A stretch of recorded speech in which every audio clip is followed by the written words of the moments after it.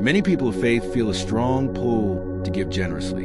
The impulse is good, noble, and deeply spiritual. After all, charity has always been a central expression of love and service. But alongside that desire often comes a silent struggle. How much is enough? How much is too much? And most importantly, how can one give without falling into financial instability?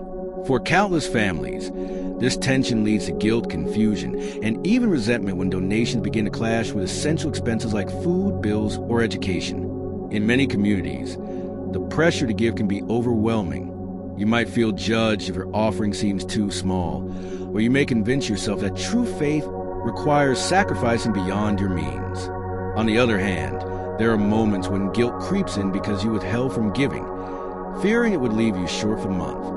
These conflicting emotions weigh heavily on the heart. Instead of joy, giving becomes a source of stress, and instead of freedom, it turns into a burden. That is why understanding the balance between generosity and financial stability is so critical. Charity is never meant to destroy your peace or put your family into debt. It is meant to reflect love and gratitude.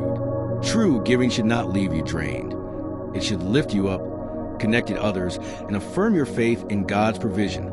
And this is where intentional planning comes in. With the right approach, you can create a life where giving is not only sustainable, but deeply rewarding. Before we continue, if you find value in these reflections, I invite you to subscribe to this channel and share your thoughts in the comments. Your voice matters. And together we can grow into a community that not only talks about faith and finances, but lives them out with purpose. Now, let's be honest. The common problem is not a lack of willingness to give. In fact, most believers would love to contribute more.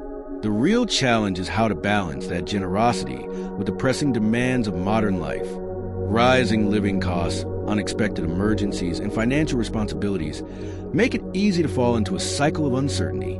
People wonder, should I give first and risk falling short later, or should I secure my needs first and hope there is something left to share? This dilemma often creates one of two extremes.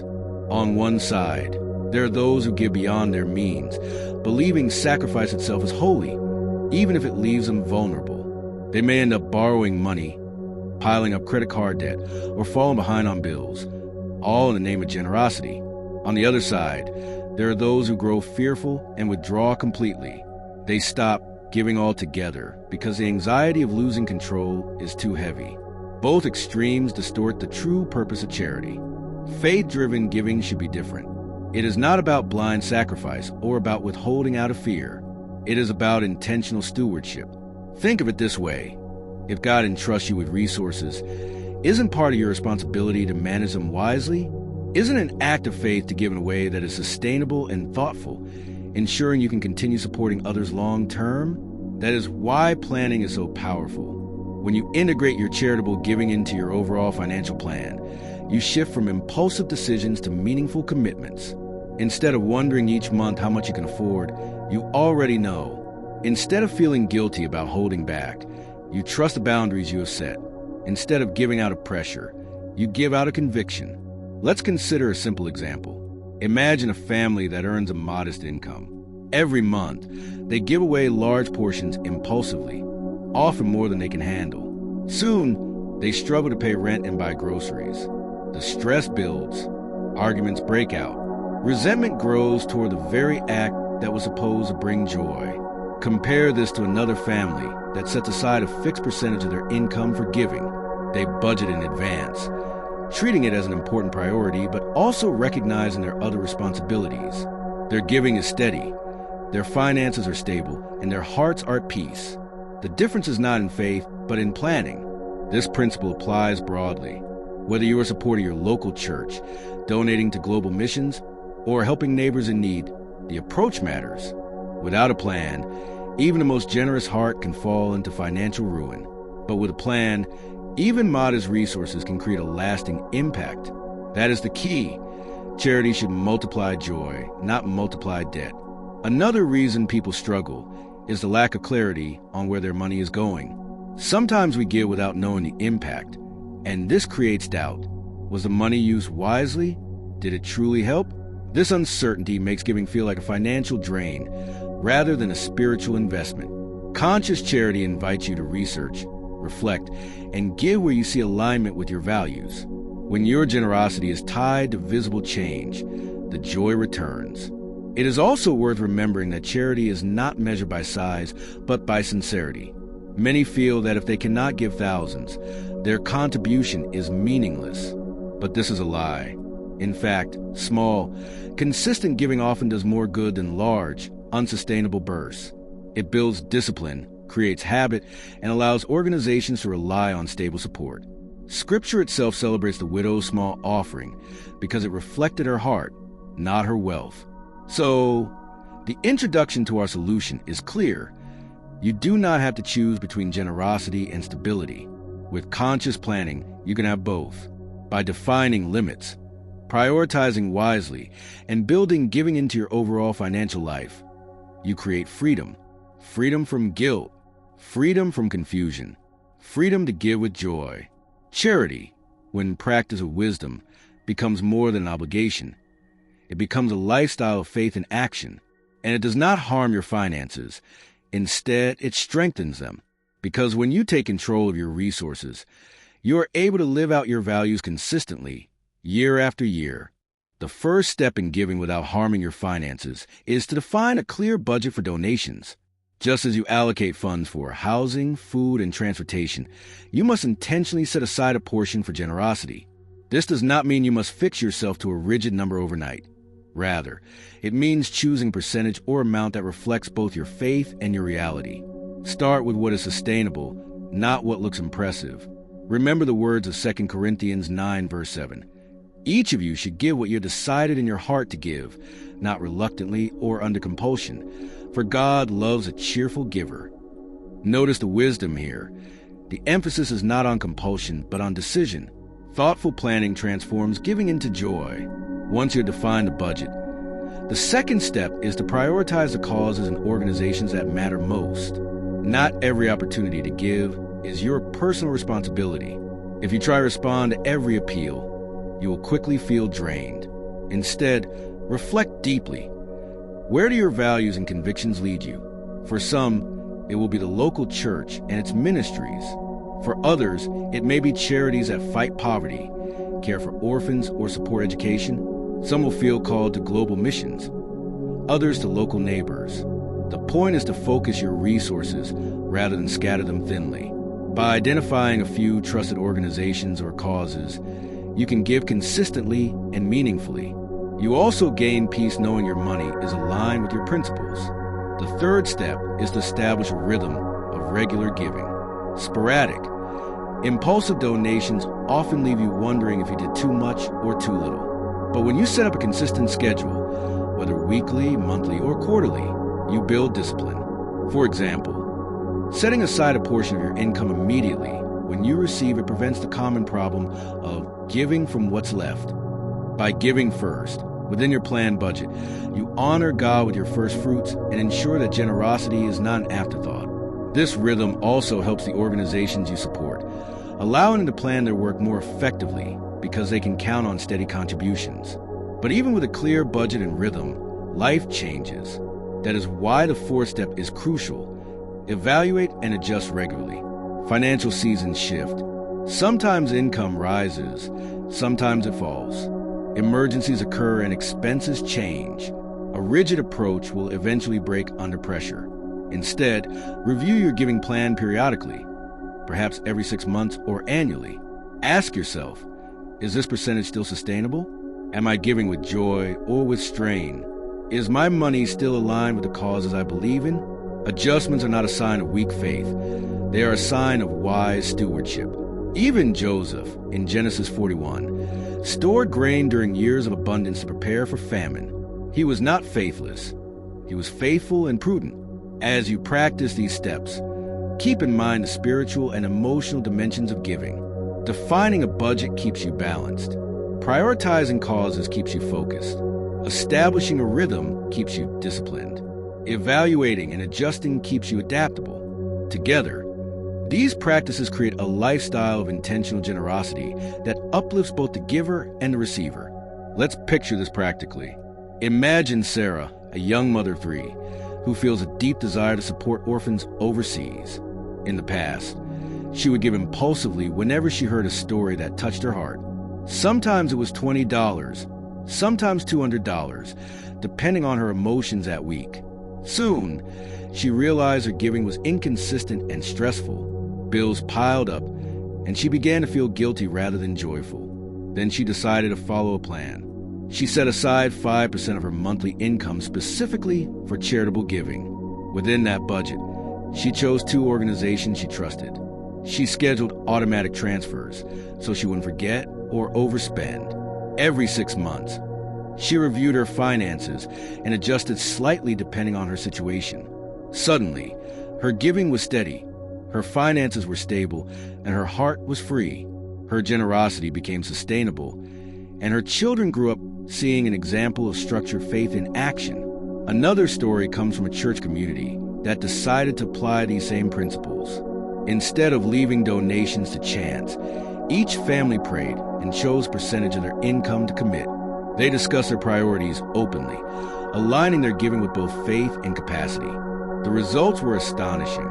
Within 2 years, the church had not only maintained financial health, but also expanded its outreach programs. Why? Because giving was intentional, not accidental. At the heart of all these steps is trust. Trust that God honors wise stewardship. Trust that generosity does not mean recklessness. Trust that planning is not unspiritual, but deeply biblical. Proverbs 21 verse 5 reminds us, "The plans of the diligent lead surely to abundance, but everyone who is hasty comes only to poverty." Hastiness in giving often leads to regret. Diligence leads to abundance for both giver and receiver. To summarize the steps, define your donation budget as part of your overall finances. Prioritize a few causes that align with your faith. Establish a rhythm of regular giving so that generosity becomes a habit, not a random act. And finally, evaluate and adjust as your circumstances evolve. When you follow this path, you experience the fullness of charity. You're no longer trapped in cycles of guilt or fear. Instead, you embrace freedom. You know your limits. You know your impact. You know your giving honors God and sustains your life. And that is the beauty of planned generosity. It turns giving from a moment of stress into a lifetime of joy. When it comes to giving, many people stop at the basic steps: budgeting, prioritizing, scheduling, and adjusting. But there are extra practices that can make your generosity even more impactful and joyful. These are not complicated rules, but simple habits that bring depth to your financial stewardship and align your family with a greater purpose. The first extra tip is to involve your family in the process of giving. Too often, parents make charitable decisions privately, leaving children unaware of where money goes or why generosity matters. But when you invite your spouse and children into the conversation, you transform giving into a family mission. Imagine sitting around the table once a month, not only to plan expenses, but also to decide together where donations will go. Your children learn that generosity is not just a word in a sermon, but a lived experience. They see that giving is intentional, structured, and joyful. Proverbs 22 verse 6 says, "Train up a child in the way he should go, and even when he is old, he will not depart from it." Teaching them generosity as part of financial wisdom plants seeds that will bear fruit for a lifetime. Another tip is to keep a record of your contributions. This is not about boasting or showing off. It is about accountability and perspective. Over time, records reveal patterns: how consistent you've been, how much impact you have made, and how God has provided through seasons. Some families keep a simple notebook. Others use spreadsheets or apps. The method does not matter. The heart does. By reviewing your record, you can celebrate faithfulness, adjust wisely, and see generosity not as scattered moments, but as continuous journey. The third tip is to practice generosity beyond money. While financial giving is powerful, charity can also be expressed through time, skills, and presence. Volunteering at a food bank, teaching children, mentoring young adults, or visiting the sick. These are all acts of generosity that do not harm your budget, but enrich your soul. Sometimes, people who cannot give financially in large amounts discover that their greatest impact comes through service. The widow in Mark 12 gave 2 small coins, yet Jesus said she gave more than all the others. because she gave with her whole heart. Charity is never measured only by numbers, but by devotion. Another crucial practice is reviewing the impact of your giving. When you donate regularly to a cause, take time to see what that cause has accomplished. Did the orphanage build a new wing? Did the scholarship fund help students graduate? Did the local food pantry expand its reach? By connecting with the results, you not only confirm that your money is well used, but also strengthen your motivation to continue. Faith without sight is powerful, but seeing the fruit of your generosity renews joy and trust. You can also set goals for generosity. Just as people set goals for saving or investing, set goals for giving. For example, this year, we want to support 10 families with groceries, or in 5 years, we want to fund 1 student's full education. Goals make giving tangible and measurable. They also create a sense of mission. The Apostle Paul encouraged the Corinthians to prepare their gifts in advance so that generosity would be ready when needed. 2 Corinthians 9, verse 5. Preparation turns good intentions into real action. As you embrace these extra practices, remember that charity is not about perfection, but progression. You may not start with large amounts, but faithfulness in little leads to faithfulness in much. Luke 16, verse 10 reminds us, whoever can be trusted with very little can also be trusted with much. Even small, consistent steps matter when guided by love and discipline. Now, as we bring this teaching to a close, let's reflect on the bigger picture. Generosity without wisdom can become a burden. Wisdom without generosity can become selfishness. But when faith, planning, and love unite, the result is freedom. Freedom from guilt, freedom from recklessness, freedom from the anxiety of overspending. Instead, you live in a peace of knowing that your giving is purposeful, sustainable, and aligned with God's will. Consider this. When you give with discipline, you are not only blessing others, you are shaping your own soul. Every planned donation, every intentional act of charity is a reminder that your resources are not your own. You are a steward, not an owner. Psalm 24, verse 1 declares, "The earth is the Lord's and everything in it, the world and all who live in it." When you give with structure, you acknowledge this truth, that what you hold is entrusted to you and your role is to manage it faithfully. So here's a final encouragement. Do not see charity as a separate part of your finances. See it as an integrated expression of your faith. Just as you plan for saving, investments, and expenses, plan for giving. Just as you involve your family in meals and holidays, involve them in generosity. Just as you track progress in career and health, track progress in charity. The same God who multiplies bread and fish can multiply the fruit of your generosity when it is offered with wisdom and faith. Before we close, let me invite you to take action today. Reflect on your current giving habits. Are they intentional or are they impulsive? Do they bring joy or do they bring stress? Set aside a moment to define a budget. Choose causes and establish a rhythm. Share your plan with your family. Write down your goals. And above all, pray that your giving would not just meet needs, but glorify God. Thank you for staying with us through this important conversation. If you found value in this teaching, I encourage you to subscribe to the channel for more lessons on faith and finances. Leave a comment below sharing one step you will take to make your generosity more conscious and sustainable. We would love to hear your stories. And remember, generosity is not about what leaves your hand, but what grows in your heart. Give with intention, give with joy, and trust that God will provide.